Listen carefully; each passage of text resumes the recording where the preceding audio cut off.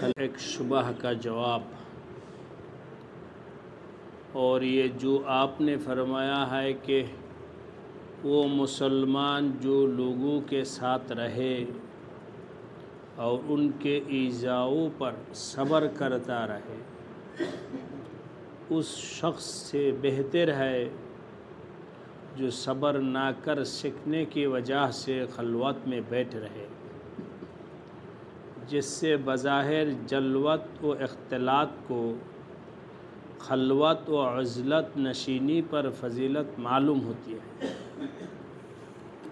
আমাদের পিছের আলোচনার দ্বারায়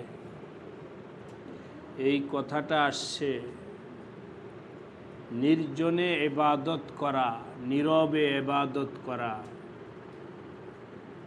ফিতনা ফাসাদ থেকে বাঁচার জন্যে এমনকি নীরবতা জন্যে যদি পাহাড়েও যাওয়া লাগে, তাহলে পাহাড়ের ঘাটিতে গিয়া হলেও ফিতনা থেকে বাঁচবে, নীরবে ইবাদত করবে। এই আলোচনা পিছনে গেছে, কিন্তু এক হাদিসে আসছে, একজন ব্যক্তি যদি দুনিয়ার এই সমাজে থাকে আর মানুষ তাকে কষ্ট দেয়, বিভিন্নভাবে কষ্ট দেয়, সে ওই কষ্ট স্বীকার করেও সবর করেও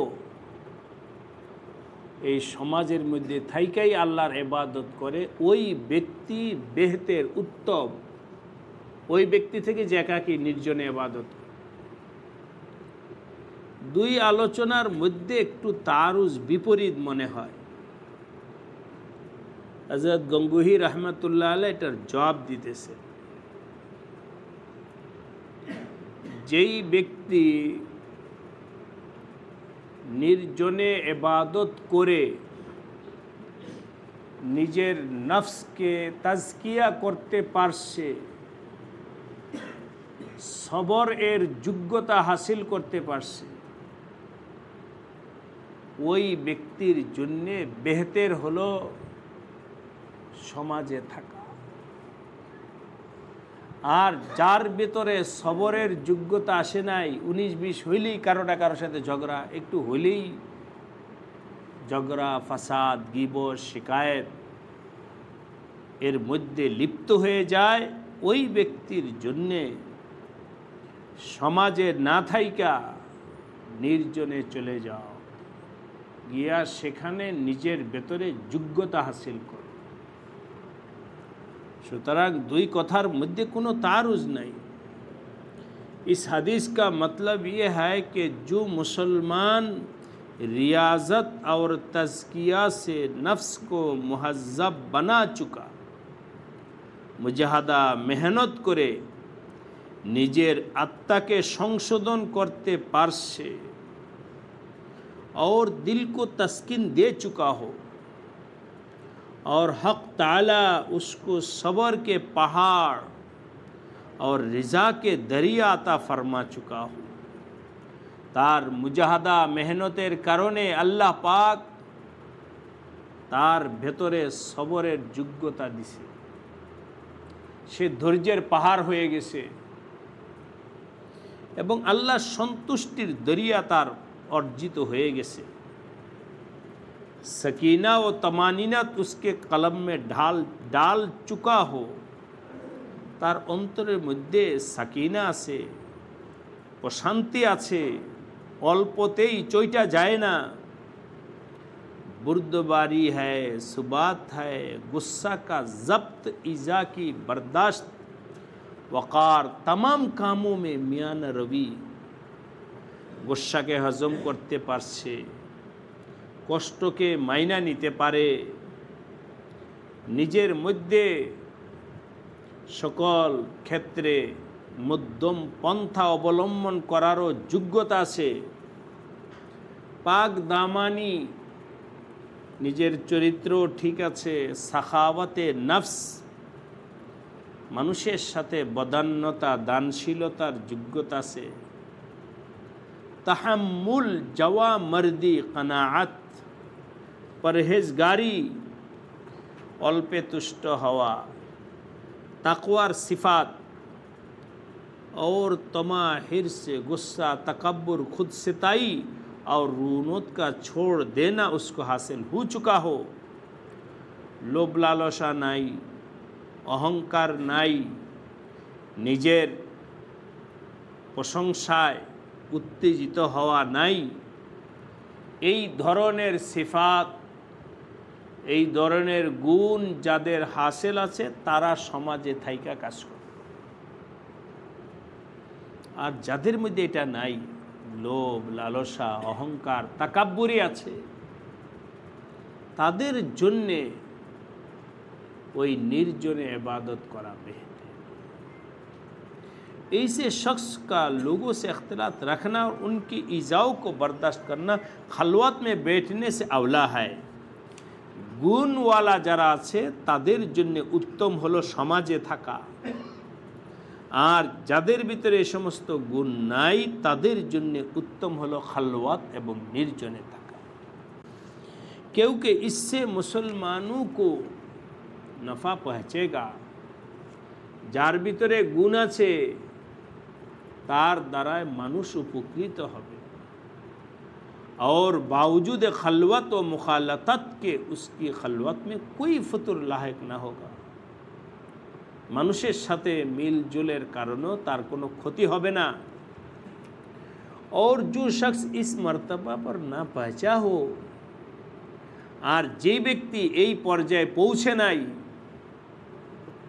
बल्कि उसमें सिफात सबइया यानी गुस्सा, गैज़, गज़ब वगैरह और बहीमिया, शहवात, अक्ल, शुर्ब, जमा वगैरह और तबीयया व नफसानिया, हिर्स, हौस, हुब्बे जा, हुब्बे माल बाकी हो।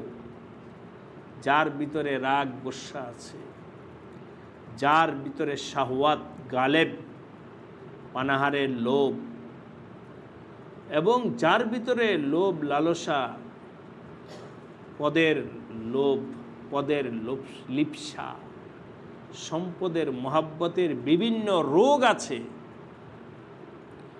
ऐसे शख्स के लिए हज़रत सल्लल्लाहु अलैहि वसल्लम का ये इरशाद हरगिज़ नहीं है।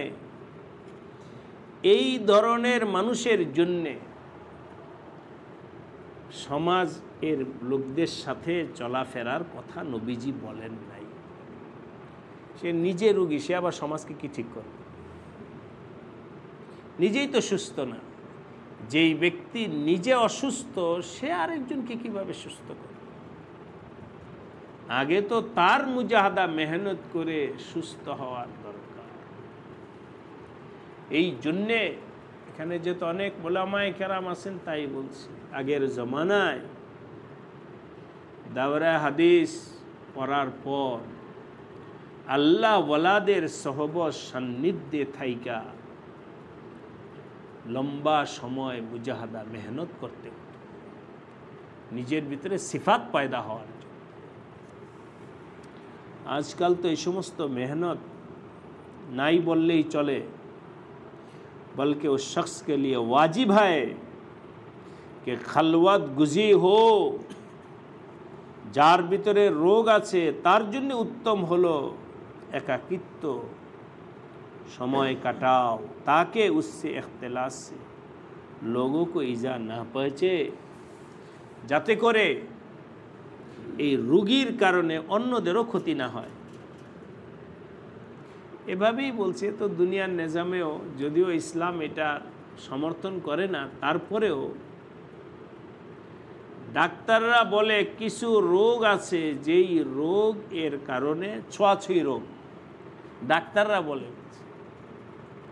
তো কারো যদি অ্যালার্জি হয় তখন সে যেই তোয়াইলা ব্যবহার করে ওই তোয়াইলা আরেকজনকে ব্যবহার করতে না করে। এটা ডাক্তারদের কথা বলছি। কেন? এর দ্বারা তোমার মধ্যেও এই রোগটা সংক্রামক হতে পারে। তো এই ডাক্তারদের কথাটা আপাতত মাইনা বলছি। জাহিরি রোগ যেমন সংক্রামক হয়, বাতিনি রোগও সংক্রামক। তাকাব্বুরওয়ালা লোকের সাথে চললে তাকাব্বুরি পয়দা হবে। হুব্বে যা হুব্বে মালওয়ালার সাথে চললে আরেকজনের মধ্যে এটা পয়দা হবে। তো আমি নিজেই রুগী হয়ে আবার আরেকজনকে ক্ষতি করব, আমি চলে যাই নির্জন, আমার দ্বারায় যেন কারো কোনো ক্ষতি না হয়। বর্তমান জামানার বড় ফিতনা হলো বিশেষ করে রুহানিয়তের ক্ষেত্রে কোন রোগী নিজেকে রোগী মনে করেন, মানে আমি ভালো, আমার ভিতরে তাকাব্বুরি নেই, আমি তো বিনয়ী, আমি এই আমি সেই। রোগী নিজেকে রোগী মনে করে না, সবাই নিজেকে নিষ্পাপ নিষ্কলুষ ভালো মনে করে। এটা হলো সবচেয়ে বড় সমস্যা। যে ব্যক্তি নিজের রোগের এহসাস আছে সে না ডাক্তারের কাছে যাবে, যার অনুভূতি নাই যে আমি অসুস্থ সে ডাক্তারের কাছে যাবে কি, হাসপাতালে যাবে কি, কোথায় যাবে? তা তো চিকিৎসা করবে। হঠাৎ করে দেখলো যে ক্যান্সার ছড়ায়া পড়ছে, ডাক্তারের কাছে গেছে, ডাক্তার বলে এখন আর চিকিৎসা হবে না। শুরুতে কেন আসেন? ক্যান্সার তো তোমার ভিতরে ছড়ায়া পড়ছে। শুরুতে যদি আসতো তাহলে হয়তো কেমোথেরাপি দিলে ভালো হয়ে যেত, এখন যেহেতু রোগটা ছড়িয়ে গেছে এখন আর চিকিৎসা নাই। তো ওই লোকটা বলে যে আমি তো আগে টেরই পাই নাই যে কবে আমার ক্যান্সার হলো। ক্যান্সার ছড়ায়া পড়লে যেমন চিকিৎসা হয় না, আর ও যেমন টের পায় নাই এখন পড়ছে বিপদে, ঠিক এমনিভাবে আমাদের বর্তমান সমাজে বড় সমস্যা হলো রুহের রোগের ক্ষেত্রে কেউ মনে করে না আমি অসুস্থ। আগের জমানায় রোগীরা টের পাইতো আমি অসুস্থ এবং চিকিৎসার জন্য আল্লাহ ওয়ালাদের কাছে যাইত, গিয়া নিজের সমস্যার কথা বলতো, চিকিৎসা করার জন্য চেষ্টা করত। বর্তমান জমানায় কেউ রোগী নেই, সব আল্লামা জুনায়েদ বাগদাদি আর কুতুবে জামান সবাই হয়ে গেছে, কেউ অসুস্থ নাই। সুতরাং চিকিৎসারও দরকার নাই, আল্লাহ ওয়ালাদের কাছে যাওয়ারও দরকার নেই। বরং আরো আগে ভাইরা আল্লাহ ওয়ালাদের কাছে যাওয়াকে ব্যঙ্গ বিদ্রুপ, হাসি তামাশা, আল আসাফ কুল্লাল আসাফ। যাই হোক, আল্লাহ পাক আমাদের সবাইকে নিজের আত্মার রোগ থেকে নিজেকে চিকিৎসা করার তৌফিক দান।